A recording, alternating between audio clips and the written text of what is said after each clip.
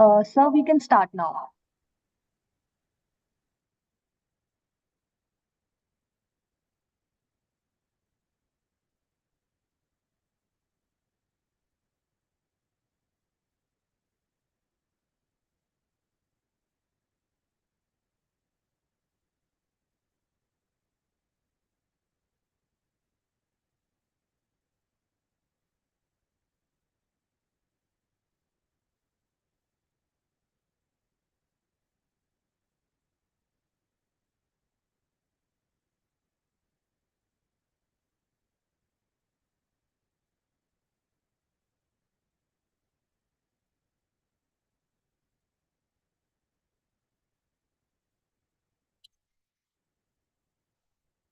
Hello everyone. Am I audible and visible to all of you? Am I audible and visible? Please say yes if I'm audible and visible.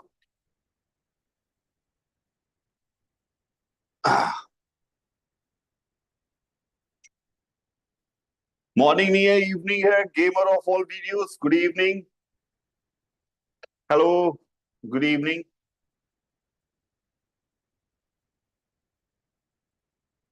Yeah. So obviously you know that what series we are talking about. We are talking about Sci Math series, in which we are going to talk about different aspects of science here, physics, chemistry, biology, as well as maths. So here we are going to talk about biology part, and this time I'm going to make it a very simple so that everybody could understand what exactly is going to happen in this plant होता क्या है, plant में कैसे green plant जो है वो क्यों है, इसलिए मैंने कलर भी अभी ग्रीन ही चूज किया है, और वो उसने क्यों ऐसा ग्रीन होके उसने क्या हमारा फायदा दिया, या क्या उसने इंटेलिजेंट मूव किया, what intelligent move I am talking about. इस सीरीज में आपको पता है कि क्विजेज होंगी. क्विजेज आपको पता है कि नवंबर में होंगी. You can enrol for those quizzes. Link is there in the description. नीचे लिंक दिया हुआ है, आप उस लिंक पे क्लिक करिए और लिंक पर क्लिक करके अपने आप को ASAP रजिस्टर कराइए so that you can win exciting prices जो इस साई मैथ कनेक्ट के वीडियो सीरीज के साथ जुड़े हुए हैं. तो आप इसमें रजिस्ट्रेशन कराइए और आराम से समझने की कोशिश करिए. First of all I want you guys to please in chat box comment about your class. In which class you guys are? Most of you are in which class? I just want to know कि what class you are studying in. आप किस class में पढ़ रहे हैं? Please मुझे लिख के बताइए. प्लीज मुझे लिख के बताइए.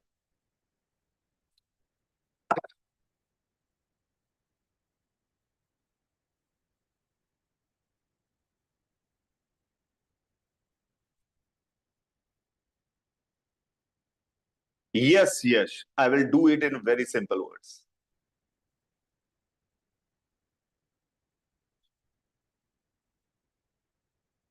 Good good. सो आपने ये तो देखा हुआ है कि हमें ये तो पता है, ये तो हम 6th 7th क्लास में पढ़ने लगते हैं कि फोटोसिंथेसिस एक प्रोसेस है. Photosynthesis, photo means light. I mean हमारे जैसे हमारी विजिबिलिटी आंखों की, आपको पता है सन से जो रेज आती हैं उसमें हर बहुत तरह की इलेक्ट्रोमैग्नेटिक वेव आती हैं, जिनको कभी हम जो जिसमें कुछ विजिबल लाइट होती है. ये लाइट जो है वो तो है ही है, उसके अलावा आपको पता है फोन यूज करते हैं उसमें भी कुछ वेव्स चल रही हैं. तो ये बहुत सारी तरह की इलेक्ट्रोमैग्नेटिक वेव्स होती हैं. उनमें से एक छोटे से रेंज को लाइट कहते हैं, जिसे हम फोटो वर्ड यहां पर उस लाइट के लिए है. यानी लाइट का जो रेंज है उसकी बात करने की हम बात करने वाले हैं. जो व्हाइट लाइट होती है उसकी बात करने वाले हैं. तो ये पत्ते जो हैं, ये लीफ जो है वो ग्रीन है. क्यों उन्होंने ग्रीन कलर चूज किया? अच्छा, क्यों उनको अगर ग्रीन कलर ही चूज करा था, ये छोटे छोटे पत्ते क्यों बनाए? बड़ा सा एक ग्रीन पूरा का पूरा चिकना सा एक सिंगल सरफेस ऑफ ग्रीन क्यों नहीं बना दिया? क्या ऐसा रीजन था? तो उस बात को समझने की हम कोशिश करेंगे. इस बात को हम समझने की कोशिश करेंगे, पर उससे पहले हम देखते हैं कि बेसिक फोटोसिंथेसिस में होता क्या है. बेसिक फोटोसिंथेसिस जब हो रही होती है, हमें क्या चाहिए? हमारे पत्तों को चाहिए जो उनका प्रोसेस है. उस प्रोसेस के डिटेल्स में नहीं जाएंगे, because as you go in higher classes you will know understanding the details, how things are made, कैसे कैसे हम केमिकल एनर्जी में कन्वर्ट करते हैं. वो प्रोसेस क्या है, वो बहुत इंटरेस्टिंग प्रोसेस है. पर अभी हम थोड़ा उसके ग्रीन कलर के ऊपर फोकस करने वाले हैं. आपको पता है कि चाहिए क्या हमें? हमें चाहिए वाटर चाहिए, यानी लीव्स को. हमें मतलब लीव्स को वाटर चाहिए बच्चों. वाटर चाहिए. वाटर कहां से लाएं? वाटर जो है वो रूट्स है. रूट्स जो हैं वो नीचे से वाटर को इकट्ठा करके हमें ऊपर हमारे पास भेजती हैं, ऊपर हमारे पास भेजती हैं। और जिस तरह से ऊपर भेजती हैं, जिस पाइप्स के थ्रू भेजती हैं, इस पूरे स्ट्रक्चर को हमने क्या नाम दिया, जाइलम। ये पतले पतले पाइप्स होते हैं। आपको इंटरेस्टिंग बात पता है, आपको इंटरेस्टिंग बात पता है कि अगर आपने का पानी नीचे से ऊपर अपने आप चढ़ रहा है, नीचे मोटर तो लगी नहीं है। आपको पता है असली बात, एक इंपॉर्टेंट बात है कि पानी जब ऊपर चढ़ रहा होता है ना, पानी अगर कोई कोई मान लो कहीं पर भी पानी है और अगर आपने पाइप लगाया और ऊपर चढ़ रहा है पूरी ताकत से, कैसे चढ़ता है वैसे पानी? आप बताइए, स्ट्रॉ से आप पानी पीते हैं या कोल्ड ड्रिंक पीते हैं तो कैसे चढ़ती है? स्ट्रॉ से जब आप सक करते हैं तो आप वहां पर वैक्यूम क्रिएट करते हैं। वैक्यूम क्रिएट करने से, वैक्यूम जैसे ही आप वहां पे क्रिएट करते हैं, स्ट्रॉ से सक करके वैक्यूम क्रिएट करते हैं, तो नीचे का पानी प्रेशर ज्यादा होता है तो ऊपर चढ़ने लगता है, ऊपर चढ़ जाता है। पर अगर मान लीजिए आप नॉर्मल लाइफ में आप सुपरमैन भी होते, आप सुपरमैन भी होते, यानी सकिंग कैपेबिलिटी आपकी एकदम इनफाइनाइट होती, यानी आप जितना चाहे उतना सक करके पूरी हवा सक कर सकते होते, फिर भी आप 10 मीटर से ऊंची स्ट्रॉ तो यूज नहीं कर पाते। 10 मीटर से ऊंची स्ट्रॉ यूज नहीं कर पाते क्योंकि आपको जो पानी का प्रेशर है वो कभी भी, चाहे ऊपर आपने वैक्यूम भी क्रिएट कर दिया ना भाई, ऐसा क्या पानी कैसे, जैसे ये पानी, सिंपल सी बात है, ये पानी यहाँ पर है, इसमें पानी है, यहाँ पर एक स्ट्रॉ लगी हुई है, आप यहाँ जब सक करते हैं तो आप यहाँ पर वैक्यूम क्रिएट करते हैं, यहाँ से पानी के ऊपर हवा प्रेशर मारती है और ये पानी फिर यहाँ खाली हो जाता है तो ऊपर चढ़ने लगता है। यहाँ पे हवा है नहीं क्योंकि हवा हटा ली तो पानी ऊपर चढ़ता है। इस तरह से आप सक करके स्ट्रॉ से पीते हैं। अगर आप सुपरमैन होते तो भी आप बड़ी स्ट्रॉ यूज कर लेते। तो सबसे ताकतवर आदमी कितनी बड़ी स्ट्रॉ यूज कर सकता है? वो 10 मीटर होती है। कोई सुपरमैन भी होगा वो 10 मीटर से ऊपर बड़ी स्ट्रॉ यूज नहीं कर सकता। बड़ी इंटरेस्टिंग बात है कि सुपरमैन को भी कहा जाए कि पानी पियो कोल्ड ड्रिंक से, तो वो ये नहीं है कि वो बड़ी ऊपर वाली फ्लोर से पानी पी सकता है, वो मैक्सिमम 10 मीटर ऊपर से पानी पी सकता है। पर हमारे पेड़ों के साइज तो बहुत बड़े बड़े होते हैं, 10 मीटर से भी बड़े बड़े पेड़ होते हैं, तो उसमें पानी कैसे ऊपर चढ़ जाता है? उनका जो ये स्ट्रक्चर है, इसको हम अब जीवन में बड़े होके पढ़ेंगे। ये जो है वो कैपिलरी एक्शन कहलाता है। कैपिलरी एक्शन से ही ऊपर चढ़ते हैं। इस पर नाम याद रखिएगा, कैपिलरी एक्शन। पतली पतली ट्यूब्स बनी होती है, इसको ही जाइलम कहते हैं। इस जाइलम के थ्रू ये पानी ऊपर चढ़ता है, तो पानी हमें ऐसे मिल जाता है। ये फिलियम फ्लोएम तो ये इसलिए है क्योंकि वो जो खाना बना लेता है फिर खाने को वापस अपने बाकी सारे पार्ट पे कैसे पहुंचाएगा उसके लिए होता है। और दूसरी चीज होती है कार्बन डाइऑक्साइड। कार्बन डाइऑक्साइड तो एटमॉस्फेयर में है, वहां से लेनी है, तो वहां से लेने के लिए कोई ना कोई मुंह होना चाहिए, तो वो हमारी ओपनिंग्स होती हैं लीव्स में, उन्हें स्टोमेटा कहते हैं। स्टोमेटा में से थ्रू वो कार्बन डाइऑक्साइड को एंट्री करते हैं। वॉल्व्स लगे हैं ऐसे समझ लीजिए, जो कार्बन डाइऑक्साइड को ले सकते हैं, यहां से कार्बन डाइऑक्साइड को खींच सकते हैं, ऐसे वॉल्व्स लगे हुए हैं।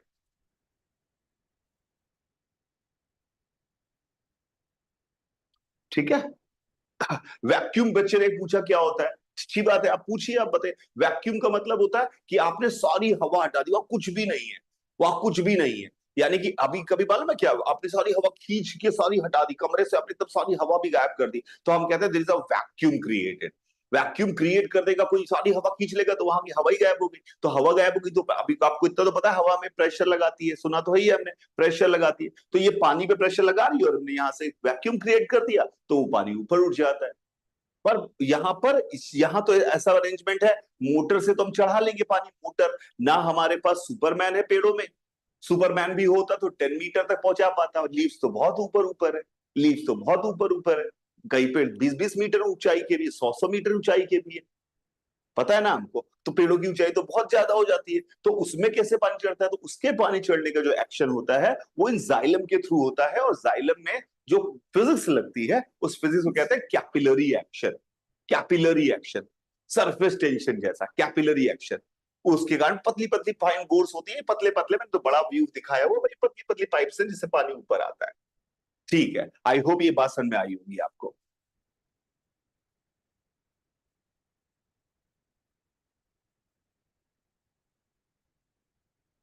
यस,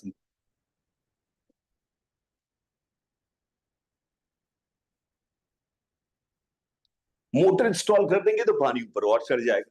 आज हमारा पूरा टारगेट इस बात पे है, हम हल्की और साधारण भाषा में बात करने वाले हैं कि वो क्यों ग्रीन है।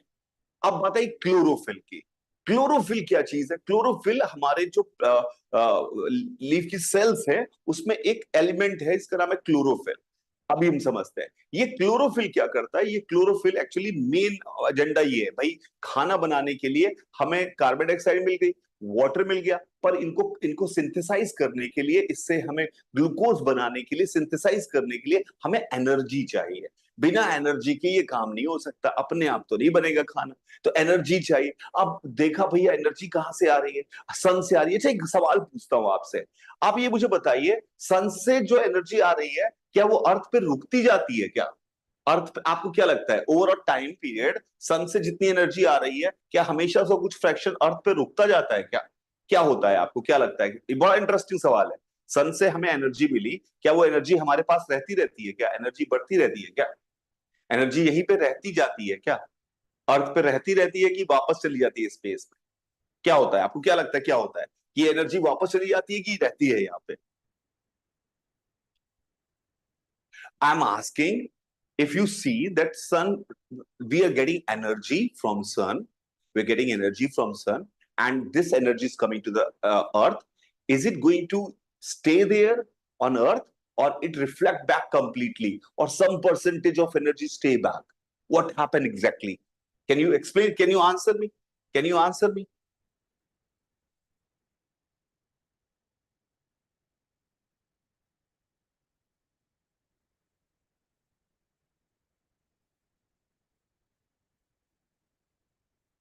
Some लोगों, somebody says some of energy stay back here at earth. It is not the case. It's a very interesting phenomena. It's a very interesting thing. सन से जो एनर्जी हमारे पास आ रही है, वो अगर हम एवरेज आउट करके देखें तो जितनी आ रही है उतनी यहां से जा भी रही है। अर्थ पर एनर्जी एक्यूमुलेट नहीं हो रही है।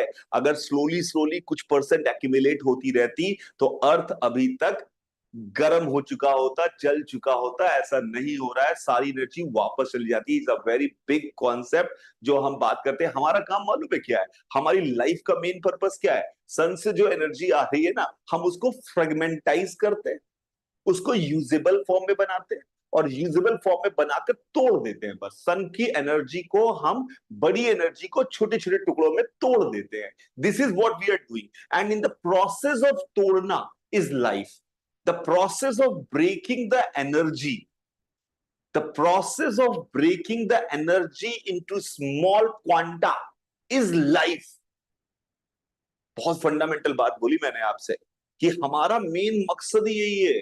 हमारी लाइफ हमारी ये है, जो ये प्रोसेस है ना एनर्जी के ट्रांसफॉर्मेशन का, ये जो प्रोसेस हम करते रहते हैं एनर्जी का ट्रांसफॉर्मेशन, कभी बीच में हमें लग रहा है रख रहे हैं, पर अल्टीमेटली हम सब वापस कर देते हैं। कोई एनर्जी एक्यूमुलेट नहीं हो रही है। It's a myth, and most of the 99.99% Janata thinks that energy stays here, but it is not the case.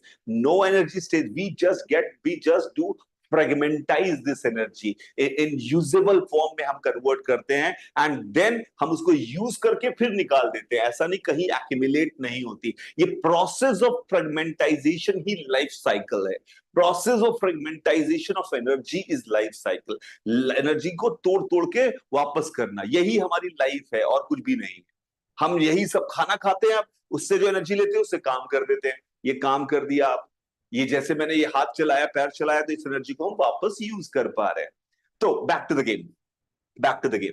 Chlorophyll वो सब्सटेंस है जो हमारे लिए सोलर पैनल का काम कर रहा है। प्लांट्स के लिए सोलर पैनल का काम कर रहा है, मतलब ये हमारे सोलर पैनल क्या काम करते हैं? वो सन की एनर्जी को यूज करके इलेक्ट्रिकल एनर्जी यूजेबल फॉर्म में कन्वर्ट करते हैं, जिससे हमारे घर के पंखे वंखे चलते हैं, हमारे घर के पंखे, एसी जो भी है वो चल रहे हैं, होम अप्लायंसेस चल रहे हैं। ये क्या करता है? ये क्लोरोफिल जो करता है वो सन से एनर्जी लेता है, और उस एनर्जी को, इस इलेक्ट्रोमैग्नेटिक वेव की एनर्जी को लेकर वो उसको केमिकल एनर्जी में कन्वर्ट कर देता है, जिससे हमारा ग्लूकोज बनता है। एनर्जी को बस ट्रांसफॉर्म करता है, फिर ग्लूकोज हम खाते हैं, फिर हमारे अंदर एनर्जी आती है, हम काम करते हैं, फिर वो एनर्जी बाहर निकलती है। तो ये एनर्जी का साइकिल चल रहा है, एनर्जी का साइकिल चल रहा है। हम कुछ एब्जॉर्ब नहीं कर रहे, हम बीच के इंटरमीडिएट लोग हैं जो उसको फ्रेगमेंटाइज करके तोड़ रहे हैं और कुछ भी नहीं कर रहे हैं। बड़ी इंटरेस्टिंग बात थी ये।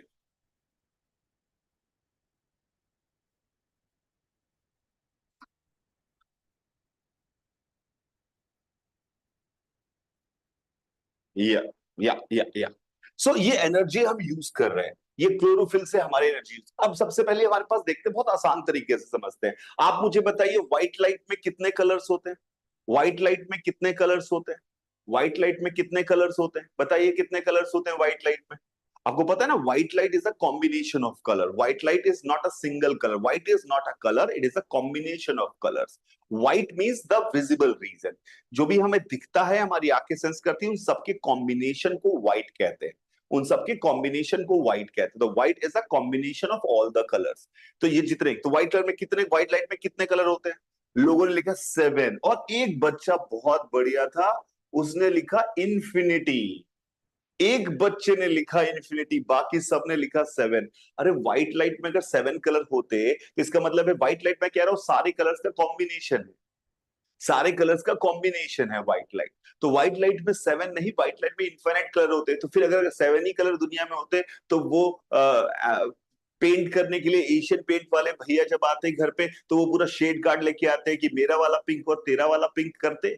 तो white light is actually combination of infinite colours. White light है इनफाइनाइट कलर. व्हाइट लाइट को हम कैसे बात कर, कौन इसमें क्या होता है कि किसी भी ईएम वेव की जो वेव आ रही है ना, व्हाइट लाइट आ रही है, और तरह तरह की और भी वेव आ रही है सन से, इन सबको कंबाइंड फॉर्म में इलेक्ट्रोमैग्नेटिक वेव कहते हैं. और इस इलेक्ट्रोमैग्नेटिक वेव को, उसमें कितनी एनर्जी, हर तरह तरह की, अलग अलग तरह की है, उनमें से जो हमारी आंख में सेंसेशन पैदा करते हैं उनको वेव लेंथ करके एक चीज डिफाइन करते हैं.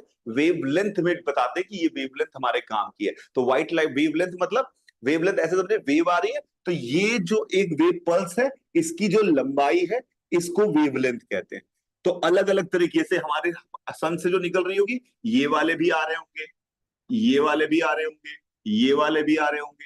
यानी अलग अलग वेवलेंथ सन से बाहर बाहर निकल रही है. अलग अलग वेवलेंथ के चीजें बाहर निकल रही है, अलग अलग वेवलेंथ की, हर तरह की पॉसिबल वेवलेंथ निकल रही है. उसमें जो 400 नैनोमीटर से लेकर, नैनोमीटर पता है आपको? नैनोमीटर मतलब 10⁻⁹ से 700 नैनोमीटर तक, ये जो कॉम्बिनेशन होता है, इसमें इसके अंदर जितनी भी वेवलेंथ आती है, ऑब्वियसली 400 से 700 के बीच में कितने नंबर है? ऑब्वियसली इनफाइनाइट नंबर है. 400.5, 421.732, 424.897, ऑब्वियसली इनफाइनाइट नंबर. ये सारे वेवलेंथ जो है वो सब विजिबल लाइट कहलाते हैं. ये सारे के सारे विजिबल. हमने उनको मोटा मोटा 7 कलर में ब्रेक किया, 7 कलर में फ्रेगमेंटाइज किया. हमने कहा मोटा मोटा 7 बैंड्स हैं इस ग्रुप को. जैसे कि हमने क्या कि 400 से 420 वालों को कहा कि तुम लोगों को मैं 400 से 420 में तुमको मैं कहूंगा वॉयलेट कह दूंगा. और अगर मैंने कहा 650 से 700 वालों तुम्हें मैं रेड कह दूंगा. तो ये हमने उनके वेवलेंथ को कहा. तो हमने 7 बैंड्स में ब्रेक किया है. तो 7 बैंड्स में ब्रेक किया है. और आपको पता है कि मोटा मोटा अगर आप देखें तो हम लोग जो अपनी कलर टीवी बनती हैं, ये कलर्स हम जो पिक्चर्स जो डिस्प्ले करते हैं, उन्होंने क्या किया, उन्होंने 3 कलर के बैंड से काम चलाया. 3 कलर से भी सारी चीज का 3 बैंड बना दिए विजिबल लाइंस पे. जरूरी थोड़ी 7 में बैंड में तोड़ो, मैं 3 बैंड में तोड़ दिया. तो उन्होंने 3 बैंड तोड़े हुए, उसको आरजीबी कहते हैं, रेड ग्रीन ब्लू. और जो हमने तोड़े हुए 7 बैंड में, उन्हें विबग्योर कहते हैं, violet indigo blue green yellow orange red. ये हमने 7 में तोड़ा हुआ है. और जो हमारे इलेक्ट्रॉनिक्स वाली जनता है, जो टीवी यूवी कलरफुल बनाते हैं, वो सारे कलर्स को आरजीबी से बना देते हैं, रेड ग्रीन ब्लू. तो white is nothing but combination of these 7 bands. इस 7 बैंड्स के कॉम्बिनेशन से कोई भी चीज किसी कलर की दिखती है, इसका क्या मतलब होता है? उसमें वो कलर है. जैसे फॉर एग्जाम्पल मैंने यहां पर एक ये पैच बनाया, ये पैच बनाया, ये पैच बनाया, ये पैच बनाया. ये पैच जो है वो रेड का है. रेड पैच का क्या मतलब हुआ?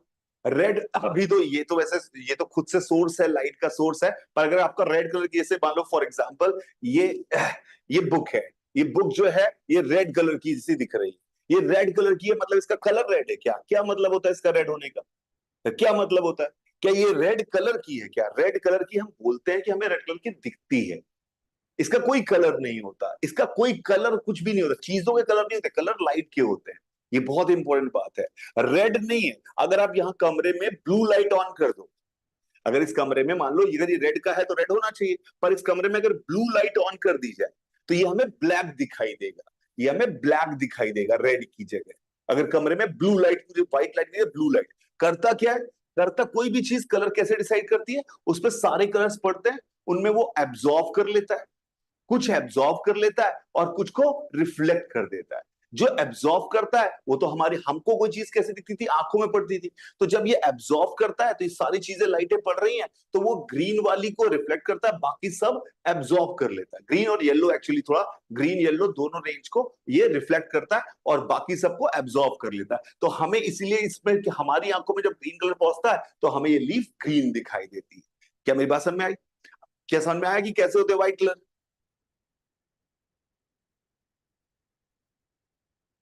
यस, बहुत बढ़िया प्रियंका, वेरी गुड दामोदर।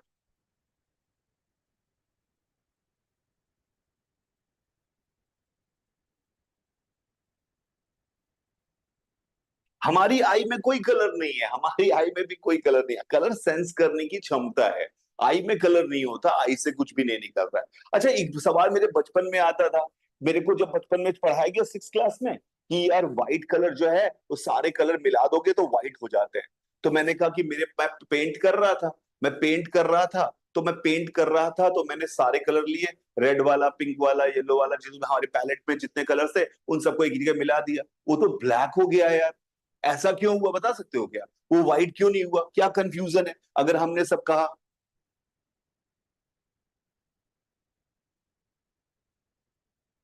हाँ, नोट्स दे दूंगा पक्का, आई गिव द नोट्स। पर first of all you explain me why why हमने कलर पैलेट्स के सारे कलर मिलाए तो वो ब्लैक क्यों हो गया? अभी तो मैं कह रहा हूं कि व्हाइट इज द कॉम्बिनेशन। तो थोड़ा सा डिफरेंस समझिएगा। व्हाइट कलर मतलब व्हाइट लाइट आएगी, हमें कोई चीज कैसे दिखती है? अगर आपका जो पैलेट था उसमें,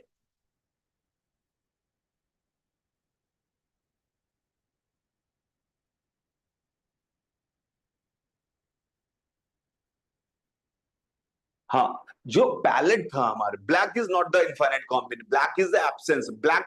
can you see, can you see black colour? क्या आपको ये लिखा हुआ दिखाई दे रहा है? क्या आपको ये ग्रीन लाइट लिखा हुआ दिखाई दे रहा है? ये ग्रीन लाइट लिखा हुआ दिखाई दे रहा है? Can you see my watch? Can you see my watch? Can you see my watch? No, you can not see my watch. आपको मेरी वॉच दिखाई नहीं दे रही है, आपको ब्लैक कलर दिखता नहीं है। ब्लैक वो चीज है, ब्लैक का मतलब है सारी लाइट पड़ी इसने एब्जॉर्ब कर ली, सारी लाइट पड़ी इसने एब्जॉर्ब कर ली। ब्लैक हमें नहीं दिखता। हमें क्या दिख रहा है? हमें उसके इधर का हाथ दिख रहा है, इधर का हाथ दिख रहा है, बीच में कुछ भी नहीं दिख रहा। तो हमारे दिमाग ने कहा यहाँ कुछ ना दिखे, वो हमारे दिमाग में ब्लैक फोटो बन जाती है।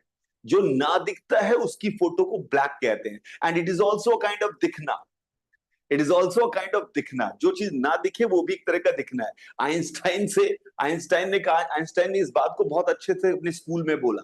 स्कूल में क्या हुआ कि आइंस्टाइन में पूछ मास्टर जी पढ़ा रहे थे, उन्होंने कहा black is the absence of colour, जैसे मैं अभी आपको बता रहा हूं। उन्होंने कहा कि black is the absence of light. तो उसने कहा हमें भी तो ब्लैक का भी सेंस हो रहा है, एब्सेंस ऑफ लाइट का। उसने कहा हाँ, एब्सेंस ऑफ लाइट का सेंस हो रहा है। उसने कहा अगर एब्सेंस ऑफ लाइट का सेंस हो सकता है तो हाउ डू यू नो? क्या बात बोली, समझ में आएगी नहीं आपको पता नहीं, पर आइंस्टाइन बड़े लोग हैं यार, ये लोग बड़ी बड़ी बातें करते हैं, छठी सातवीं में भी बड़ी बड़ी बातें करते हैं ये लोग। उसने अपनी क्लास में कहा कि सर यू आर सेइंग कि black is the absence of light, but what if white light is the absence of darkness? उसने कहा डार्कनेस फंडामेंटल चीज होती है, व्हाइट लाइट उसका एब्सेंस हो तो कंफ्यूजिंग है ना। कैसे पता चलेगा कि कौन क्या चीज? तो ऐसे बड़े बड़े लोग सोचा करते हैं, ऐसे बड़े बड़े लोग सोचा करते हैं। लाफिंग क्लब पूछ रहे हैं कि what about steel? Steel is also reflecting most of the light. Most अभी स्टील जो है वो मोस्ट ऑफ द लाइट को रिफ्लेक्ट कर रहा है ऊपर। तो वो जो है वो रिफ्लेक्टिंग सरफेस जैसा काम कर रहा है। तो उसमें क्या है, हमें आसपास की इमेजेस भी दिखने लग रही है, इसलिए हमें वो उस तरह का फीलिंग देता है जैसे कि वो मेटेलिक फिनिशिंग वाला, कि बहुत अच्छा रिफ्लेक्टर, रिफ्लेक्टर की तरह फीलिंग देता है। तो बाकी सबकी इमेजेस बन जाती है। वो तो लाइट की कहानी है, लाइट पे हमने कल बात की थी। ठीक है, बैक टू द गेम। अब बात आई कि हमारे इस बंदे ने, लीव ने ग्रीन कलर क्यों चूज किया। ये इंपॉर्टेंट कहानी है। देखो बच्चों, सन से लाइट आ रही है, सन से लाइट आ रही है। जो लाइट आ रही है उसमें मैंने 7 बैंड्स बोले। इसमें 7 बैंड्स में हम ये जो लाइट मानते आ रही है इसको मानते हैं एनर्जी पैकेट्स आ रहे हैं। एनर्जी पैकेट्स यानी कई सारे पैकेट ऑफ एनर्जीज आ रहे हैं, पैकेट ऑफ एनर्जीज आ रहे हैं ऐसे ऐसे सन से। यहाँ पे तो ये रेड पैकेट आ रहा है, यहाँ पे ऑरेंज पैकेट आ रहा है, यहाँ पे ऑरेंज पैकेट आ गया, यहाँ पर येलो पैकेट आ गया। ये पैकेट ऑफ एनर्जी आ रहे हैं, पैकेट ऑफ एनर्जी। तो पैकेट ऑफ एनर्जी जब आ रहे हैं हमारे पास, मेरी बात को समझिएगा, तो पैकेट ऑफ एनर्जी आ रहे हैं, तो इसमें आपको याद रखना क्या है, विबग्योर में जिसका, पहली बात, रेड का जो पैकेट ऑफ एनर्जी होता है, रेड वाला, इसकी एनर्जी कम होती है, कम एनर्जी का पैकेट है। ये 5-5 रुपए के नोट आ रहे हैं, ऐसे मान लीजिए पैसे आ रहे हैं, ये 5-5 रुपए के नोट आ रहे हैं, ये 5-5 रुपए के नोट आ रहे हैं, ऐसी बात समझिए। और ये जो वॉयलेट वाला है वो सबसे बड़े 2-2 हजार रुपए के नोट आ रहे हैं, ऐसा समझ लीजिए। तो ऐसे हमारे पास हर कलर के नोट, यानी हर तरह की एनर्जी के पैकेट्स आ रहे हैं। छोटी एनर्जी के पैकेट रेड वाले हैं, बड़ी एनर्जी के पैकेट वॉयलेट वाले हैं। एनर्जी के पैकेट की एनर्जी कितनी होती है, उसका एक फॉर्मूला होता है, एनर्जी ऑफ अ पैकेट का फॉर्मूला होता है, उस फॉर्मूले कहते हैं hc/λ। नहीं जानते हैं तो भी कोई दिक्कत नहीं है, hc/λ। लैम्डा क्या चीज है, वेवलेंथ। h एक तरह का कांस्टेंट है, c स्पीड ऑफ लाइट है, स्पीड ऑफ लाइट 3 × 10⁸ मीटर पर सेकेंड। तो जिसका लैम्डा कम होता है उसका एनर्जी ज्यादा होता है। इसलिए मैंने आपसे कहा था 400 वाला जो था वो वॉयलेट था, तो 400 वाला जो वॉयलेट था तो उसका एनर्जी ज्यादा होता है, उसके बड़े पैकेट्स हैं, छोटे पैकेट। अब क्या है, अब इसको बनाया होगा भगवान ने, सोचा होगा कि अब होता क्या कि सन से जो उसको दिन भर यही काम करना, फ्रेगमेंटाइज करना, इसीलिए पेड़ बने कि एनर्जी को फ्रेगमेंटाइज करो, this is what their only job, उनका सिर्फ एक ही काम है लीव्स का कि फ्रेगमेंटाइज करो। अब क्या होता है, कभी सुबह की रोज समय लाइट आ रही है, कभी रात शाम को आ रही है, दिन में ज्यादा आ रही है, तो क्या हो रहा है, फ्लक्चुएशन है लाइट का, कभी कम लाइट आ रही है, कभी ज्यादा लाइट आ रही है, कभी कुछ हो रहा है। तो अगर ये कम लाइट ज्यादा, या तो ये पूरा पूरा एब्जॉर्ब करने लगे, अगर ये पूरा का पूरा एब्जॉर्ब करे तो ये ब्रेक डाउन कर जाएगा सिस्टम। इस सिस्टम इतना स्ट्रांग नहीं बनाया है, क्योंकि स्ट्रांग बनाने के लिए बहुत ज्यादा कॉम्प्लेक्स बनाना पड़ता है। भगवान ने कहा कि इतना कॉम्प्लिकेटेड ना बनाए, इसको मिनिमम स्ट्रांग बनाया सिस्टम को। वो तो सब कुछ बना सकते थे, उन्होंने ऐसा सिस्टम बनाया है कि वो इतनी एनर्जी झेल पाए। अगर वो ज्यादा एनर्जी उसके ऊपर आ जाएगी तो भी खराब हो जाएगा, कम एनर्जी आएगी तो वो काम नहीं करेगा, तो ज्यादा एनर्जी आएगी तो काम करेगा, कम एनर्जी ज्यादा एनर्जी आएगी तो खराब हो जाएगा, कम एनर्जी आएगी तो काम नहीं करेगा। पर होता क्या कि दिन में एक्सपोजर ऑफ लाइट पूरे दिन भर में बदलता रहता है, कभी ज्यादा लाइट आ रही है, कभी कम लाइट आ रही है। तो मोस्ट ऑफ द कलर जो होता है वो ग्रीन लाइट का सबसे ज्यादा बड़ा स्पेक्ट्रम है जो आ रहा होता है। रेड भी आता है, सुबह सुबह रेड ज्यादा दिख रहा है, मान लीजिए ऐसा स्काई रेड दिख रहा है, लाई तो रही है सब कुछ, पर रेड का है और वॉयलेट का है, दोनों तरह की लाइट्स आ रही है हमारे पास। तो ये क्या करता है, इसने चूज किया दो रेंजेस को। अगर आप आरजीबी के पॉइंट ऑफ व्यू से समझे तो रेड, ग्रीन, रेड मान लेते हैं, मैं कलर एक ही यूज कर रहा हूं, ग्रीन और ब्लू।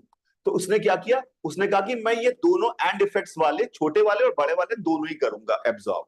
दोनों ही एब्जॉर्ब करने से क्या होगा, दोनों ही एब्जॉर्ब करने से क्या होगा, दोनों एब्जॉर्ब करने से ये होगा, इसके दोनों एब्जॉर्ब करने की ताकत है। रेड भी एब्जॉर्ब कर लेता है और ब्लू भी एब्जॉर्ब कर लेता है। तो कम आती है तब भी काम चल जाता है, ज्यादा आती है तब भी काम चल जाता है, दोनों तरह से एब्जॉर्ब कर लेता है ये। तो इसने हर स्थिति में, हर तरह की स्थिति में अपने आप को सर्वाइव करने के लिए अपना सिस्टम बनाया हुआ है। तो जो भी लाइट इसके ऊपर गिरेगी उसमें से रेड पोर्शन और ब्लू पोर्शन दोनों एब्जॉर्ब कर लेगा। अगर रेड ज्यादा आ रहा होगा तो रेड ज्यादा एब्जॉर्ब कर लेगा, ब्लू ज्यादा आ रहा होगा तो ब्लू ज्यादा एब्जॉर्ब कर लेगा। ग्रीन वाले को मोस्ट ऑफ द जो फैक्टर है उसको वापस छोड़ देता है, बीच का एक्चुअली ग्रीन येलो ये पूरा का पूरा पार्ट, ऑरेंज वाला पार्ट ये वापस भेज देता है, ग्रीन येलो वाला पार्ट। तो इसीलिए हमारे पास जो है ये ग्रीन दिखाई देता है। तो this is the common sense जो इसने यूज किया है कि हम बैलेंस आउट करते हैं, कम रोशनी ज्यादा रोशनी, वेरिएशंस को, फ्लक्चुएशंस को बचाने के लिए। और ये रिसर्च अभी 2020 में ही हुई कि ऐसा उन्होंने एक्सपेरिमेंटली करके देखा, उन्होंने एक्सपेरिमेंटली करके देखा। सबसे ज्यादा उनका जो इन्होंने स्ट्रक्चर बनाया वैसा सिमुलेशन किया। सिमुलेशन समझते हैं,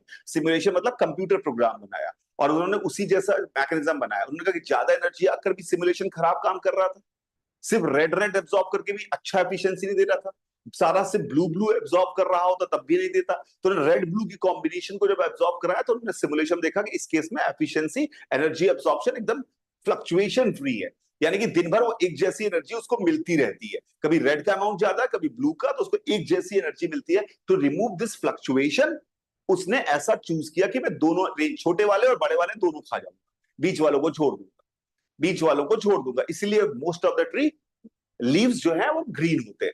और दूसरी एक बात मैंने जो बोली आपसे कि ये पत्ते क्यों बनाए, अब इसको चाहिए, इस पे गिरेगी लाइट। पत्ते मालूम है पहले जब स्टार्ट हुआ था, जब यूनिवर्स, तो स्टार्ट जब यूनिवर्स हुआ था तो सिर्फ एल्गी टाइप की चीजें थी, जमीन पर थी फैली हुई। जब पहला पहला जब ग्रीन जब जमीन पर बन रहे थे सब एल्गी टाइप की जमीन पर ही पड़ा हुआ था, तो उनको फिर लड़ाई हुई कि यार ऊपर चलते हैं धूप खाने के लिए, एनर्जी पाने के लिए। धीरे धीरे उनकी लंबाइयां बढ़ने लगी और वो बड़े लंबे लंबे पेड़ स्टार्ट हो गए बनने। अब वो लंबाइयां बढ़ गई। अब एक बात समझिए, आप एक बात समझिए, कभी आपने इंजन बाइक देखी? बाइक में इंजन में अगर आप देखेंगे बाइक का इंजन जो होता है, बाइक का इंजन जो होता है अगर आप देखें तो सिर्फ सिलेंडर है, पर उसमें ऐसे फिन्स बने होते हैं, ऐसे फिन्स बने होते हैं, फिन्स बने होते हैं, ऐसे फिन्स बने होते हैं बाइक के इंजन में। क्यों ऐसे फिन्स बनाए जाते हैं? हम लोगों ने क्यों बनाए फिन्स? हमें चाहिए था कि इसको ठंडा करने के लिए ज्यादा हवा में एक्सपोजर आए इसका, इसलिए सरफेस एरिया बढ़ाए। अगर सिर्फ ऐसा ऐसा बना दिया गया होता, इंजन तो सिलेंडर है, तो हमारा सिर्फ यही इसी जगह से एक्सपोजर होता है एटमॉस्फेयर से, तो ठंडा होना मुश्किल होता। इसमें क्या हुआ, ये सरफेस, ये सरफेस, ये सरफेस, ये सरफेस, ये सरफेस, ये सरफेस, बहुत सारी सरफेस हो गई, सरफेस बढ़ गई, सरफेस बढ़ गई तो उसको ठंडा करना आसान है। उसी तरह से हमें क्या चाहिए, ट्री को क्या चाहिए, ग्रीन लाइट चाहिए। तो ऐसे पतले पतले फ्लैट लैमिनास करके पत्ते बना दिए उन्होंने बहुत सारे। तो पत्ते बनाने से क्या हुआ कि हर जगह लाइट पहुंचने की, लाइट को जो मिलने वाला सरफेस एरिया है वो बढ़ गया।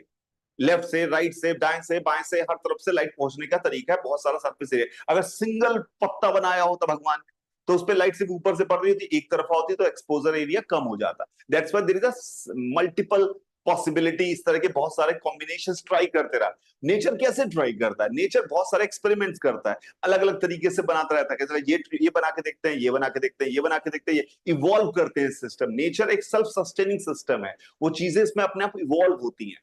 यानी कभी वो अपने शेप्स बदल बदल के देखता है कि अच्छा इस तरह से मैं करूं। कैक्टस बन रहा है, किसने कहा यार यहाँ पानी कम बन रहा है, तो I have to make this kind of shape. हर नेचर इवॉल्व करता है, अब जैसे जैसे परिस्थितियां होती हैं उसके हिसाब से इवॉल्व करने की कोशिश करता है। तो this is the main reason why ये ग्रीन हमारे पास, ये ग्रीन था। तो ग्रीन कलर हमें समझ में आ गया। अब अब हम देखते हैं कि अंदर का प्रोसेस क्या हो रहा था। अंदर का प्रोसेस क्या हो रहा था, अंदर के प्रोसेस को समझने की कोशिश करते हैं।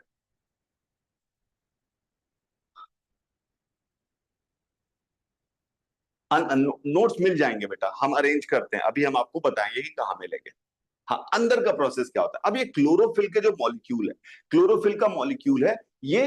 पहली बात इसको देखते हैं कि इसके अंदर हो क्या रहा है। क्लोरोफिल के मॉलिक्यूल के, क्लोरोफिल का मॉलिक्यूल जो है उसमें पहले उसके इस पे वापस आऊंगा मैं, इस चीज पे वापस आऊंगा, पहले मैं स्ट्रक्चर दिखाता हूं।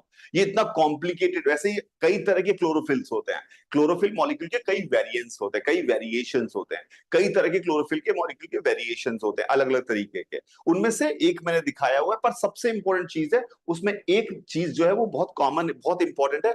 वो इसको, बाकी तो कार्बन हाइड्रोजन ऑक्सीजन होता है, किसी भी ऑर्गेनिक चीज में कार्बन हाइड्रोजन ऑक्सीजन तो होता ही होता है। इसमें क्या है, मैग्नीशियम है।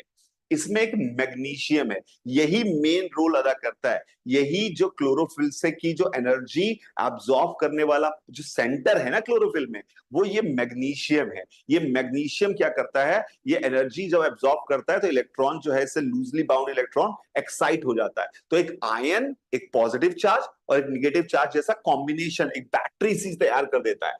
कॉमन सेंस से समझना आसान तरीके से, ये प्लस और माइनस का कॉम्बिनेशन तैयार कर देता है मैग्नीशियम। ये जो प्लस और माइनस का कॉम्बिनेशन तैयार करता है इसको एक्साइटॉन कहते हैं। इसे एक्साइटॉन नाम याद रहेगा, एक्साइटॉन। एक्साइटॉन यही एनर्जी को लेकर, इसने एनर्जी एब्जॉर्ब करके यही घूमेगा, यही घूमता है। तो ये एमजी बहुत इंपॉर्टेंट चीज है यहाँ पे। Magnesium is the main thing जिसके कारण ये क्लोरोफिल ऐसा काम कर पा रहा है। और इंटरेस्टिंग बात पता है आपको क्या है, कि हमारा ये देखिए बिल्कुल वैसे ही स्ट्रक्चर दिख रहा है। वही नाइट्रोजन 4 लगे हुए हैं, बाई कार्बन डाइऑक्साइड सब कुछ लगा हुआ, कार्बन हाइड्रोजन ऑक्सीजन। पर मैग्नीशियम की जगह यहाँ पर क्या है, आयरन है। आयरन है, ये हमारा हीमोग्लोबिन का स्ट्रक्चर है। हीमोग्लोबिन का स्ट्रक्चर, दैट्स व्हाई दे कि हीमोग्लोबिन लेवल का कम हो रहा है तो ग्रीन वेजिटेबल्स और ये सारी चीजें हम जो खाने को बोलते हैं वो क्लोरोफिल का, इसके कई रिसर्च लोग हैं। अब इसलिए कई सारी विचारधाराएं हैं, पर इस पे कई लोगों ने कई बुक्स लिखी है, रिसर्च लिखी है, कि उन्होंने कहा क्लोरोफिल का डायरेक्ट भी, अगर क्लोरोफिल लिक्विड भी हम पी लें तो हमारा हीमोग्लोबिन लेवल अगर हमारा है वो कम है तो बढ़ जाता है। हीमोग्लोबिन लेवल बढ़ जाता है क्योंकि उसका स्ट्रक्चर लगभग सेम है, तो उसको रिप्लेस करके बनाया जा सकता है, रिप्लेस करके बनाया जा सकता है। Back to the game, back to the game. ये मैग्नीशियम जो है ये एक्साइटॉन बनाता है। ये इसको भी मैंने पीछे वाले फोटो में जो दिखाया था वो दिखाने की कोशिश करता हूं। ये क्लोरोफिल मॉलिक्यूल पे जैसे एनर्जी पड़ती है ये एक्साइट होता है, एक्साइट होता है, एक्साइट होके फिर एक्साइट डी एक्साइट, फिर वो एक्साइटॉन आगे बढ़ता है। आगे बढ़ता है, वो दूसरे को एक्साइट करता है। तो इस तरह से मल्टीपल ये जो excitation de excitation excitation de excitation होते रहते हैं, इनसे हमारी एनर्जी जो है मूव करती है। एनर्जी को मूव करने का तरीका क्या है? Excitation de excitation excitation de excitation. This is the basic idea behind the movement of energy. Energy move करती है chlorophyll to chlorophyll, chlorophyll to chlorophyll, क्योंकि क्लोरोफिल तो सिर्फ वो है एब्जॉर्ब करने वाला। मेन काम इस एनर्जी का यूज तो होगा वहां पर, हमारा एक होता है रिएक्शन सेंटर जो होता है, रिएक्शन सेंटर है जहां पर हमारा ये सारा काम होगा, जहां पर हम ये सब कचरा मचाएंगे। उसमें बहुत सारी कहानी है। There are two kind of photo system 1 2, उतने डिटेल में हम नहीं जाएंगे, पर हमें बेसिक आइडिया समझ आना चाहिए। क्लोरोफॉर्म क्लोरोफिल जो है वो एनर्जी को लेता है और वो एनर्जी को हमारे रिएक्शन सेंटर तक पहुंचना होता है। एनर्जी को रिएक्शन सेंटर तक पहुंचना होता है। तो आपका सोलर पैनल भी यही काम करता है, वो एनर्जी लेता है और फिर एनर्जी को आपके बैटरीज तक पहुंचाकर उसको यूज करके इलेक्ट्रिकल एनर्जी में कन्वर्ट करता है। तो आपका सोलर सेल लगा हुआ है, ऊपर बाहर बाहर पैनल लगा हुआ है, वो पैनल और क्लोरोफिल का काम एक जैसा ही है। वो काम उनका सिर्फ है कि एनर्जी एब्सॉर्ब करना। अब वो एनर्जी हम जब एब्सॉर्ब करते हैं, जितनी एनर्जी सोलर पैनल लेता है, उतनी एनर्जी को पूरा इलेक्ट्रिकल एनर्जी में हमारे घरों वाला सोलर पैनल कन्वर्ट नहीं कर सकता। उसमें से कुछ एनर्जी वापस वेस्ट हो जाती है, खो जाती है। अब यहां पर भी बड़ी इंटरेस्टिंग कहानी है, यहां पर भी बड़ी इंटरेस्टिंग कहानी है। ये क्लोरोफिल, अब ये देखिए कहां होता है ये क्लोरोफिल। तो हमारा जो क्लोरोप्लास्ट है, क्लोरोप्लास्ट में हमारे पास ये जो डिस्क टाइप के कुछ शेप होते हैं, डिस्क डिस्क कोई डिस्क टाइप के शेप है, इनको थाइलोक्लाइड कहते हैं। इनके अंदर इनकी जो मेम्ब्रेन होती है, इनमें ये क्लोरोफिल पाया जाता है। इनमें मेम्ब्रेन होती है, इनमें ये क्लोरोफिल पाया जाता है, जहां पे वो एनर्जी को एब्सॉर्ब करता है। अब ये देखिए, ये सबसे इंपॉर्टेंट डायग्राम है। जब ये एनर्जी को एब्सॉर्ब कर रहा है, तो ये एनर्जी जंप ऑफ कर करके, एनर्जी चाहे जो भी एक्साइटॉन की मदद से या किसी भी मदद से, ये जंप ऑफ कर करके कम करके इसको पहुंचना यहां पर है। कहां पर पहुंचना है इस एनर्जी को? रिएक्शन सेंटर पे। पर रिएक्शन सेंटर जहां पे सारा फैक्ट्री में खाना बनेगा, जहां पे सारी रिएक्शन होंगी, सारा प्रोसेस होगा, सारा प्रोसेस जहां पे हो रहा होगा, फोटो सिस्टम जिसे हम कह रहे हैं, तो जहां पे सारा प्रोसेस होगा, वहां पर इसको पहुंचना है। अब यहां पर जो कहानी आती है, ये जो पहुंचाने वाली कहानी है, इसका जो एल्गोरिदम है, पहुंचाने वाली कहानी का जो फिजिकल एल्गोरिदम है, केमिस्ट्री में नहीं घुसूंगा कौन सी रिएक्शन होती है, पहुंचाने वाली कहानी का जो फिजिकल एल्गोरिदम है, वो 100% एफिशिएंट है। Are you getting my point? 100% efficient. अगर हमारे पास, हमने भी जो हमारा सोलर पैनल है, अगर वो जो एनर्जी एब्सॉर्ब कर रहा है, अगर वो 100% एफिशिएंट हो जाए, यानी सारी की सारी एनर्जी को केमिकल इलेक्ट्रिकल एनर्जी में कन्वर्ट करने लगे, तो हमारे लिए इलेक्ट्रिसिटी की समस्या ही खत्म हो जाएगी। हमने एक्सपेरिमेंटली करके देखा कि क्या हम 100% एफिशिएंट सिस्टम बना सकते हैं। हमने जो उसके आसपास का सिस्टम भी बनाने की कोशिश की, आज की डेट तक, टिल टुडे, हमने जो बनाने की कोशिश की, वो हम बहुत करीब पहुंच पाए 100% की, पर वो पहुंच पाए वेरी वेरी लो टेम्परेचर पर। वो हम मैकेनिज्म डेवलप कर पाए बहुत ही लो टेम्परेचर पर, यानी कि 10 केल्विन 25 केल्विन के आसपास के टेम्परेचर पे, इतने टेम्परेचर पर हम उस चीज पे अचीव कर पाए सिमुलेशन के थ्रू ही। हमें अभी तक एल्गोरिदम नहीं पता कि ये कैसे करता है, पर आज की डेट में लोगों ने कहना है कि it use the concept of quantum physics के कॉन्सेप्ट के थ्रू। जो ये खुद कौन बैठा है, फिजिसिस्ट वहां बैठा है जो सब ये डिजाइन कर रहा है पेड़ों को। हम अभी तक क्वांटम फिजिक्स का क्यों नहीं पता, एकदम वियर्ड है। आपको पता quantum physics is absolutely weird, पर उस वियर्ड चीज को समझने वाला कोई बंदा वहां बैठा हुआ है। उसने क्या कर दिखाया, नॉर्मल टेम्परेचर पे वैसा सिस्टम बना दिया जो 100%। होता क्या है, ये जो रिएक्शन सेंटर होते हैं, ये नहीं कि सामने बैठे हुए क्लोरोफिल ने दिया बगल में दे दिया, ये कहीं कहीं पर रिएक्शन सेंटर है और मल्टीपल क्लोरोफिल की एकदम जिगजैग मेज बनी हुई है। इस मेज को पार करते हुए, इन रास्तों को ढूंढते हुए वहां तक पहुंचना है, जिसमें अगर मैं प्रोबेबिलिटी के पॉइंट ऑफ व्यू से देखने की कोशिश करूं कि भैया ये कौन से रास्ते से जा सकता है, कितने रास्ते पॉसिबल हैं इसके पास, उन रास्तों देखे तो करोड़ों रास्तों में से एक रास्ता उसको वहां पहुंचाता है, करोड़ों रास्तों में से एक रास्ता उसको वहां पहुंचाता है।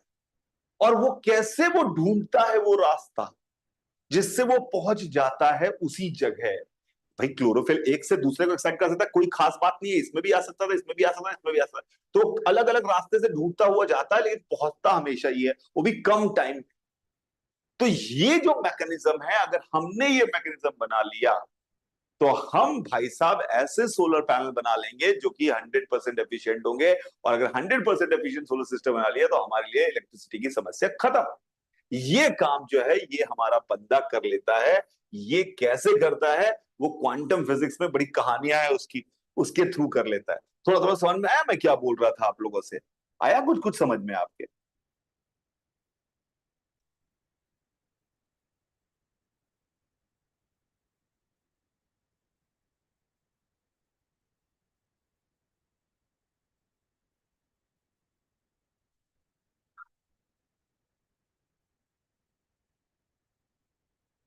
Very good, very good.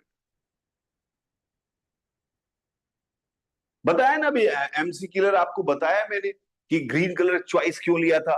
Green colour का चॉइस इसलिए लिया था क्योंकि उसने कहा कि मुझे फ्लक्चुएशन ऑफ जो हमारे पास एक्सपोजर ऑफ लाइट है, और जो टाइप ऑफ बैंडविड्थ है, मतलब कम रेंज वाली एनर्जी, ज्यादा रेंज वाली एनर्जी, उसमें जो आ रहा है हमारे सिस्टम को कांस्टेंट फ्लक्चुएशन ना हो, लाइट का कांस्टेंट वैल्यूज मिलता रहे, इसलिए उसने ये चूज किया है। दो एक्सट्रीम्स को चूज कर लिया।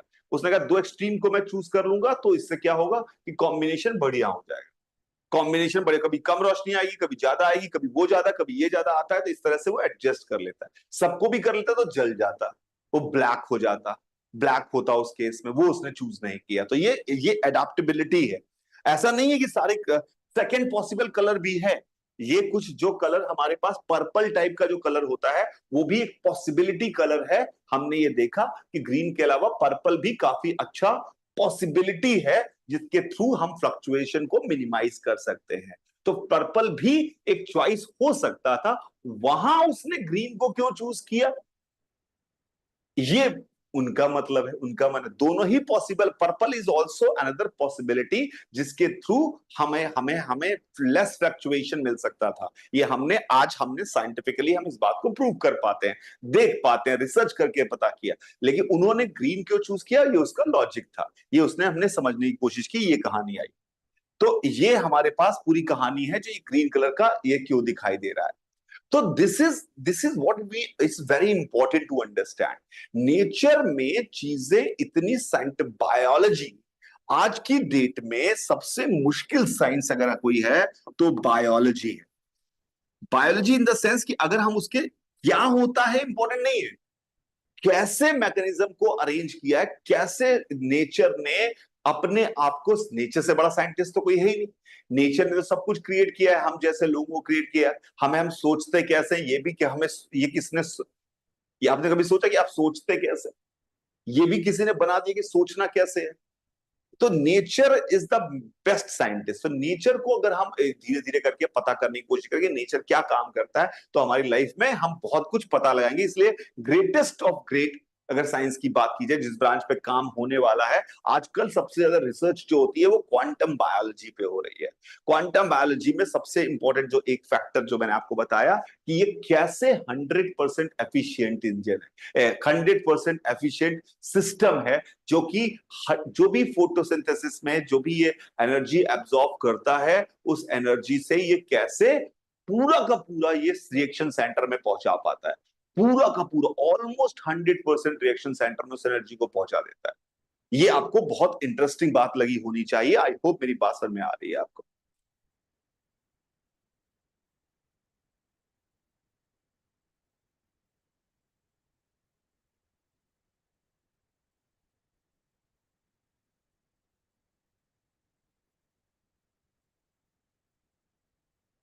माइनक्राफ्ट मत खेलिए। बिल्कुल सही कहा आपने। तो ये पूरी की पूरी कहानी है। तो ये जो पूरा स्ट्रक्चर तैयार करके रखा हुआ है, जिससे हमारे हमारे जो लीव्स जो है वो ग्रीन है, उसका रीजन मैंने आपको समझाया। वैसे अगर आप डिटेल में जाना चाह रहे हैं तो भी मैं बता सकता हूं, पर इसकी डिटेल में ज्यादा बताऊंगा छोटे बच्चों को समझ में काम आएगा, इसलिए मैं बात नहीं कर रहा था। अच्छा, एक और इंटरेस्टिंग बात जो अभी मैं कर रहा था, उस पर मैं आगे फोकस करता हूं। इंटरेस्टिंग बात जो मैं कर रहा था, ये तो हमें मिल गया कि ये ग्रीन वाली कहानी को तो हमने समझ लिया। अभी जो पानी को ऊपर उठाने वाली कहानी थी, पानी को ऊपर उठाने वाली कहानी थी, उसमें क्या हुआ? उसमें क्या हुआ, जो मैंने आपको दिखाया था जाइलम वाला स्ट्रक्चर, जाइलम वाले स्ट्रक्चर में जो ये पानी है, जहां रूट से यहाँ पर जाइलम यानी पाइप्स लगे हुए हैं, ये पाइप्स मान लिया मैंने, ये पाइप जो है ये पानी को ऊपर उठा रहे थे। हमें कहा था ना कि हमें पानी भी चाहिए। आपको रिएक्शन पता है क्या होती है? आपको पता है कार्बन डाइऑक्साइड और वाटर मिलकर हमारा ग्लूकोज बनाता है, C6H12O6। ये ग्लूकोज बनाता है, साथ में ऑक्सीजन रिलीज करता है, और साथ में कुछ एनर्जी, यूजेबल फॉर्म की एनर्जी भी रिलीज करता है। ये उसके लिए इसको ऑलरेडी एक एनर्जी चाहिए, वही हमें फोटोसिंथेसिस में यानी कि फोटोन से मिल रही होती है। तो ये पानी स्टोमेटा से लेता है कार्बन डाइऑक्साइड। स्टोमेटा एक वॉल्व्स लगे हुए हैं जिनके थ्रू वो कार्बन डाइऑक्साइड अंदर को लेके आता है। पानी लेने के लिए मैंने आपको जाइलम वाला सिस्टम बताया। जाइलम वाले में क्या होता है, ये जो पाइप्स होते हैं ना, ये जो पाइप्स बने हुए हैं, इनकी एक खास बात है, इनकी एक खास बात है, ये पानी को अट्रैक्ट करते हैं, अपनी तरफ खींचते हैं। ये पानी को खींचते हैं अपनी तरफ। इनमें खास बात क्या है, ये पानी को अपनी तरफ खींचते हैं। तो ये पानी को अपनी तरफ खींचते हैं, तो ऐसे समझिए, अगर मैं इसका मोटा रूप बना के दिखाऊं, इसका मोटा रूप बना के दिखाऊं, तो ऐसे समझिए इस पाइप में यहां पर ऐसे हाथ लगे हुए हैं, हाथ ऐसे ऐसे बंधे हुए हैं, ये हाथ हैं इसमें ऐसे ऐसे, ये हैंड्स हैं पानी इसके, इसके हैंड्स हैं जो पानी को पकड़ के खींचते हैं, और ये इसको पहुंचाता है, ये इसको पहुंचाता है। इस तरह इधर भी हैंड लगे हुए हैं, ये हैंड लगे हुए, हैंड लिटरली नहीं लगे हुए, पर ऐसे मान लीजिए कि ये हैंड्स है, और ये पानी को ऊपर पहुंचाते हैं और हमारे लीव्स तक पहुंच जाता है। ये पानी को ऊपर ऐसे पहुंचाते हैं। ये जो हैंड्स वाला फोर्स है, इसे हम कहते हैं, इस फोर्स को कहते हैं, ये क्या करता है, ये बर्तन जो है ये पानी को खींचने वाला फोर्स है। इस फोर्स का हम नाम रखते हैं एडहेसिव फोर्स। इसका नाम है adhesive force. Adhesive force, adhesive force क्या चीज हुई, जो दूसरे तरह की चीजों को अट्रैक्ट करके खींच के अपने पास ले आए, उसे एडहेसिव फोर्स कहते हैं। आपने देखा है फेविकोल पे लिखा रहता है एडहेसिव, स्ट्रॉन्ग एडहेसिव, फेविकोल पे लिखा रहता है, क्योंकि वो दूसरी चीज से चिपकने की, दूसरी चीज से चिपक जाता है पकड़ के, तो इसलिए पानी को चिपका लेता है अपने साथ, और पानी ऊपर वाले को, ऊपर वाले को, ऊपर वाले को इस तरह से ऊपर पहुंचा देता है पानी को यहाँ पर। तो ये जो मटेरियल की खास बात है, मटेरियल ऐसा होता है इन जाइलम में, इन पाइप्स का मटेरियल ऐसा होता है जो पानी को अट्रैक्ट कर सकता है, और इस तरह से पानी का बिना मोटर लगाए पानी ऊपर चढ़ने लगता है। और ये जो एक्शन है, ये हमारा कैपिलरी एक्शन कहलाता है। ये हमारा एक्शन कैपिलरी एक्शन कहलाता है। तो कैपिलरी एक्शन के थ्रू पानी चढ़ जाता है स्टोमेटा से। अब आपको पता है कैपिलरी एक्शन के थ्रू पानी अगर ना चढ़ रहा होता तो फिर मोटर लगानी पड़ती, और आपको पता है कि मोटर से पानी यहाँ तो चढ़ने वाला नहीं है, क्योंकि सक करके भी नहीं चढ़ सकता था, क्योंकि सक करके भी कुछ फायदा नहीं होने वाला। तो ये कैपिलरी एक्शन, आप एक बात समझ, कैपिलरी एक्शन कई सारे मटेरियल्स में होता है। जैसे कई बार आप देखिए, आप चाय, जब चाय फॉर एग्जाम्पल, एग्जाम्पल दूसरा देता हूँ, चाय कभी आप पोर करने की कोशिश करते हैं, जैसे आपने कहा कि भाई मम्मी चाय बनाई आपके लिए, आप चाय लेके आए। दूसरी दूसरी जगह आपको एक और भाई, आपको चाय ज्यादा मिल गई, आपने कहा भाई तू थोड़ी चाय ले ले, आपने धीरे धीरे चाय उसमें पोर करते हैं। क्या होता है चाय पोर करते हैं तो, when you try to pour the tea in another cup slowly, what happen exactly, क्या होता है, आपने देखा है क्या होता है? आपने जब भी किसी कप में, ये रखे हुए कप में दूसरे कप से टी को पोर करने की कोशिश करते हैं, तो टी यहां से चिपकता हुआ इधर आके ऐसे गिर जाता है, सब नीचे, कुछ कुछ इसमें जाता है, बाकी सब जमीन पे फैल जाता है। मम्मी डांटती है फिर आपको कि अरे चाय फैला दी, चाय फैला दी, चाय फैला दी। क्यों ऐसा होता है? क्योंकि ये जो कप है ना, इसमें भी छोटे छोटे हाथ, और ये इस पानी जब धीरे धीरे गिर रहा हो, धीरे धीरे जब गिराते हैं, तो वो छोटा कम पानी है, तो उसको खींचता है अपनी तरफ, और खींच खींच के यहाँ तक लाता है, जहां तक खींच के ला सकता है। अब यहाँ से नहीं, और तो ऊपर चढ़ाना मुश्किल है, अर्थ खींच रही है, तो यहाँ से नीचे गिरता है। इसीलिए क्या रूल होता है, जब चाय किसी को देनी होती है, जल्दी से बांटनी होती है, तो बेस्ट तरीका क्या होता है, what is the best way out? Best way out is फटक से गिरा दो, ऐसे यू करके डाल दो। यू करके अगर आप डाल दोगे तो होगा क्या, उससे, उसके यू करके डालने से वो जल्दी से वहां पर पहुंच जाएगा। क्लियर है क्या मेरी बात? क्लियर है? आई होप ये बात समझ में आ गई होगी आपको।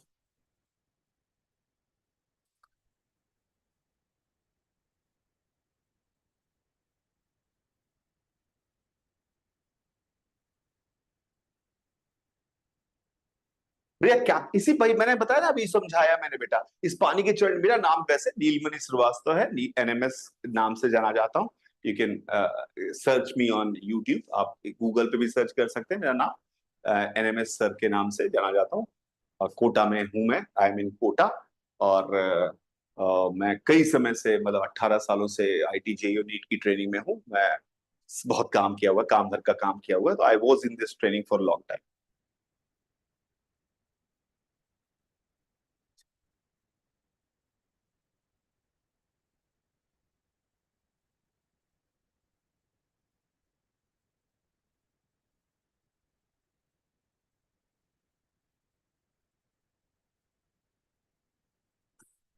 आई होप ये बात समझ में आ गई।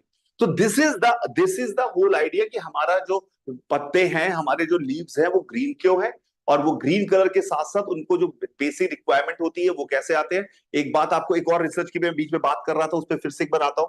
मैंने आपको बताया था कि जो हीमोग्लोबिन है हमारा, हीमोग्लोबिन जो है, हीमोग्लोबिन और जो हमारा क्लोरोफिल है, उसमें सेम कहानी है। अच्छा, इसमें होता क्या है मैं बता देता हूँ, यहाँ पे थोड़ा सा एक्स्ट्रा पढ़ता हूँ। यहाँ पर क्या होता है कि लूजली बाउंडेड इलेक्ट्रॉन है, लूजली बाउंडेड इलेक्ट्रॉन है, एमजी के पास एक लूजली बाउंड, इसकी लास्ट ऑर्बिट में एक लूजली बाउंडेड इलेक्ट्रॉन रह जाता है। यहाँ पर जब ये पेयर बनाता है, नाइट्रोजन का रिएक्शन करता है, एक इलेक्ट्रॉन जो है लूजली बाउंड है। जैसे वो है, वो आराम से निकलकर घूम जाता है, बाहर निकल आता है। जैसे वो एक्साइट होकर बाहर निकले तो आयन और इलेक्ट्रॉन का एक कॉम्बिनेशन बन जाता है, जिसको मैंने कहा था बैटरी, और इसी का नाम एक्साइटॉन था। तो ये एमजी के कारण ही सारा कुछ हो रहा होता है। यानी ये अगर ये मैग्नीशियम मैग्नीशियम का एटॉमिक नंबर कितना होता है बताओ? क्या होता है मैग्नीशियम का एटॉमिक नंबर, किसी को पता है? What is the atomic number of magnesium? What is the atomic number of magnesium? मैं आईटी कानपुर से मैं ग्रेजुएट हूं बेटा, और मेरी रैंक थी 368 जब मैं आईटी जेई का मैंने एग्जाम लिखा था। एक बच्चा पूछ रहा है, संजय कुमार, हीमोग्लोबिन क्या होता है? हीमोग्लोबिन आपने ये तो पढ़ा होगा, आप जितनी भी छोटी क्लास में हो, हीमोग्लोबिन तो आपको पता होना चाहिए कि आपका ब्लड का मेन कॉन्स्टिट्यूएंट है, विच मेक्स योर ब्लड जो है वो आपका रेड होता है। Yes Fiza, very good.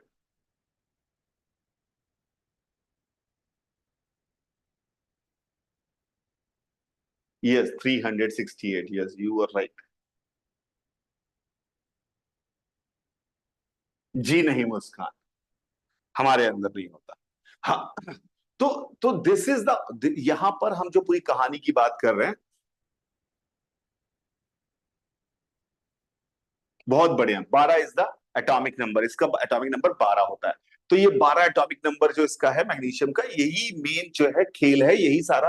ये नाइट्रोजन के साथ 4 बॉन्ड बना रहा होता है, और यहाँ पर इसके वीक इलेक्ट्रॉन है और वही मूव कर रहा होता है। अब मैं अगर आपको जो बता रहा था इस कहानी में, आगे जो मैंने ये इसको एक स्ट्रक्चर बताया था, ये जो प्लेट, ये जो स्ट्रक्चर है, यहाँ पर इसी के अंदर हमारा सारा खेल हो रहा होता है। इस वाले स्ट्रक्चर, इनके जो मेम्ब्रेन है, जो जो थाइलाकॉइड है, तो इसके जो मेम्ब्रेन है, इसके मेम्ब्रेन में ही क्लोरोफिल होता है। अच्छा, क्लोरोफिल कई तरह के होते हैं, क्लोरोफिल कई तरह के होते हैं। अच्छा, एक और बात है, जो मेनली यहाँ पर हमारे पास जो दो मेन क्लोरोफिल के एटम होते हैं, क्लोरोफिल, इसको दो क्लोरोफिल के एटम होते हैं। एक होता है सिक्स, अब ये थोड़े थोड़ी कॉम्प्लिकेटेड बात है, मैं अवॉइड करना चाह रहा था इसलिए नहीं कर रहा हूं, पर अभी हमारे पास टाइम है तो बता देते हैं। एक होता है 680 नैनोमीटर वाला, और एक होता है 700 नैनोमीटर वाला। क्लोरोफिल के दो क्लोरोफिल सेंटर होते हैं, ये दो तरह के, 680 नैनोमीटर वाला और 700 नैनोमीटर वाला। ये दोनों तरह के एब्जॉर्प्शन को, ये इन तक एनर्जी पहुंचनी है। अल्टीमेटली इन दोनों को एनर्जी, अगर ये पी जो जो हमारे पास 680 है और 700 है, इनके नैनोमीटर वाले इस रेंज, इसी पर्टिकुलर एनर्जी को इनको चाहिए। इन तक ये डी एक्साइटेशन एक्साइटेशन के थ्रू एनर्जी इन तक ही पहुंचनी है।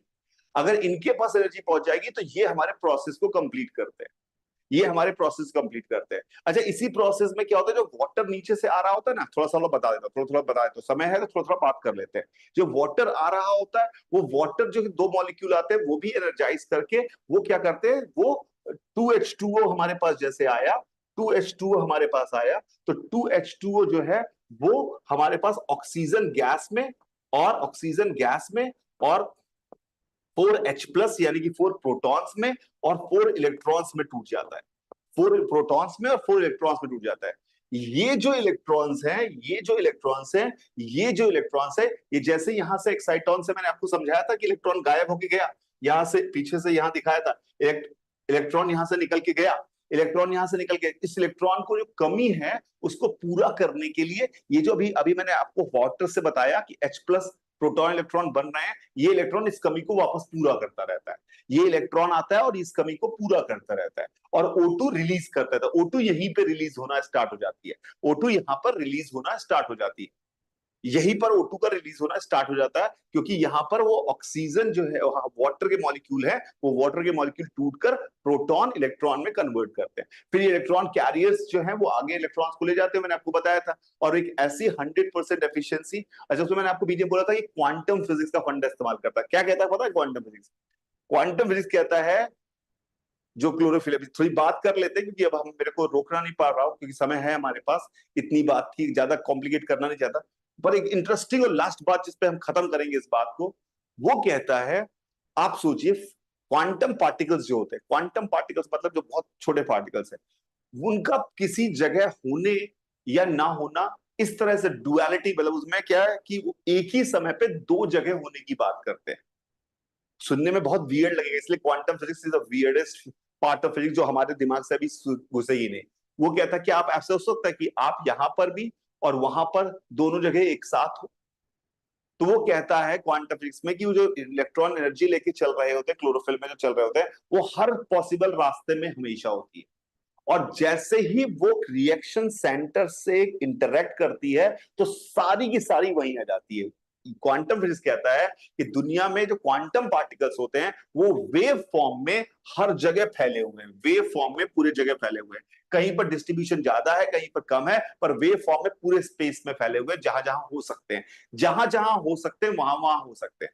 जैसे ही वो किसी से भी इंटरेक्ट करते हैं, जैसे ही मैंने यहां पर आकर अपना हाथ लगाया मान लो, यानी कि उन्होंने रिएक्शन सेंटर से इंटरेक्ट किया, जैसे वो रिएक्शन सेंटर से इंटरेक्ट करते हैं, ये सारा का सारा पार्टिकल यहां पहुंच जाता है। वेव पार्टिकल ड्युअलिटी की बड़ी खतरनाक चीज है। वो क्या कह रहा है कि एक ही मूवमेंट पर वो सारे एनर्जी कैरियर जो घूम रहे हैं वो हर जगह है, पर जैसे ही किसी एक को, एक मूवमेंट पे हर रास्ते से पहुंच गया, हर रास्ते में चल रहा है, हर रास्ते में चल रहा है, किसी भी रास्ते में अगर उसने रिएक्शन सेंटर को छू लिया तो सारा जुक करके वहां पार्टिकल बनकर उसके पास एनर्जी पहुंच जाएगी, वो सारा क्वांटा इकट्ठे हो जाएगा और एनर्जी उसको मिल जाएगी।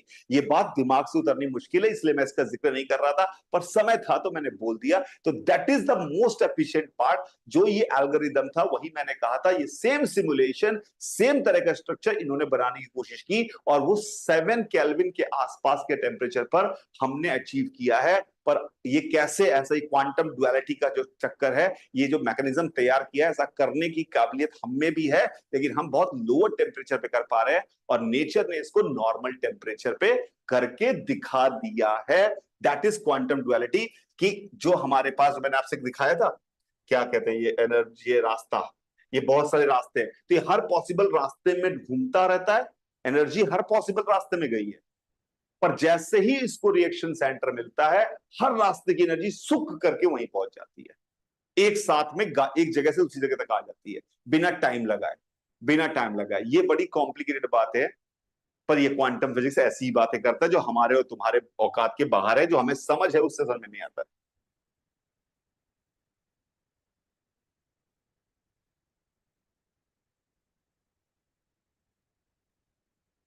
अभी थोड़ा मुश्किल इसलिए कर दिया मुस्कान की, समय था, बेसिक बात तो मैंने आपको समझा दी, आसानी से तो समझा दिया आसान भाषा में। अभी थोड़े सा मैंने कहा इंफॉर्मेशन दे दे, पर ये इंटरेस्टिंग बात है, आप कम से कम ये जरूर सोचिएगा क्वांटम फिजिक्स को, क्वांटम फिजिक्स के इस बात को, जो क्लोरोफिल को, जो पूरे लीव को सबसे इंपॉर्टेंट, बढ़िया, परफेक्ट बनाता है, उससे आप ये जरूर सोचिएगा, इस बात को जरूर समझने की कोशिश करिएगा कि जितना आपको दिखकर समझ रहा है, उससे कहीं ज्यादा कॉम्प्लिकेटेड चीजें हैं साइंस में। अभी हमें हमारे सोच के बहुत बाहर की बात है, हम सोच नहीं सकते उतनी बातों की बात कर रहे हैं। ठीक है, अब आपका कोई क्वेश्चन है तो मैं ले लूंगा, आपको कोई डिस्कशन है तो आप मुझे बताइए।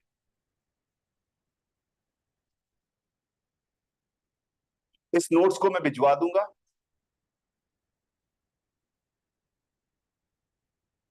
क्विज मैंने आपको बताया हुआ है कि quiz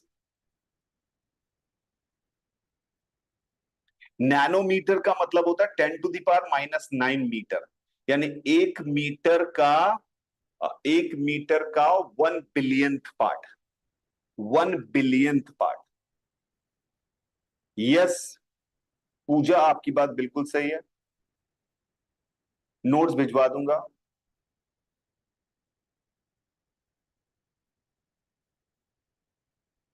Quantum biology is all about understanding the quantum processes happening in this.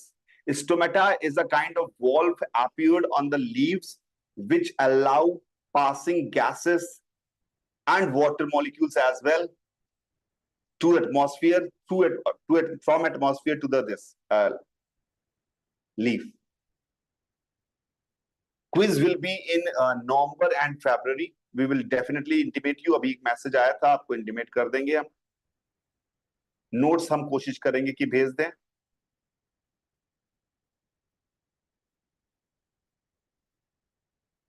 Why is the space is black? Because you cannot see the light. You can see that you can see anything because of reflection of light. You cannot see light itself. आप कभी light को नहीं देख सकते. आप सिर्फ वो चीज देख सकते हैं जहां से लाइट आ रही है. You have a sense of things. Space में कहीं कुछ है नहीं, इसलिए हमें वहां पे दिखाई देता.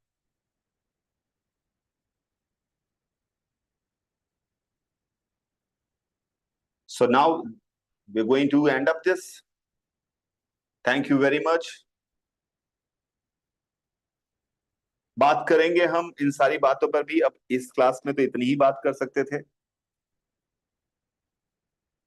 Good Priyanka, you're interested in biology. It's the most difficult thing to understand. और बहुत याद करने वाला है अभी, पर जो हायर लेवल पे है उसमें बहुत काम करने वाला है. बायोटेक्नोलॉजी हो गया या क्वांटम बायोलॉजी हो गया. ठीक है, बाय रहेगा सभी को. Enjoy your life, you find enjoyable, otherwise make it.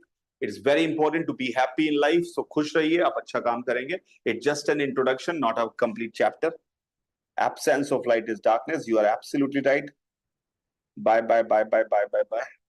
अभी एक और इंपॉर्टेंट बात, आपको ये बात पता होनी चाहिए कि हम आपसे अब जो मिलने वाले हैं 7th of August को मिलने वाले हैं. और वहां पे हम बात करने वाले हैं केमिस्ट्री के काइनेटिक्स. काइनेटिक्स का मतलब होता है स्पीड. काइनेटिक्स का मतलब होता है स्पीड, कि हाउ फास्ट और स्लो सम रिएक्शन इज. हो तो रहा है भाई. आपने अभी मैंने बात की कि 6 CO2 और वाटर मिलकर ग्लूकोज और ऑक्सीजन बना रहे हैं, पर उसका रेट कितना, कितनी देर में बना रहे हैं, क्यों देर लग रही है, क्यों देर नहीं लग रही, क्यों फास्ट है रिएक्शन, क्यों स्लो है, क्या फैक्टर्स हैं जो उन्हें फास्ट बनाते हैं और किस पे डिपेंड करता है, उनका रेट पता कैसे लगाएं. तो ये सारी कहानी जो होती है वो केमिकल काइनेटिक्स में पढ़ी जाएगी. केमिकल काइनेटिक्स में पढ़ी जाएगी. ये हमारे को समझना चाहिए.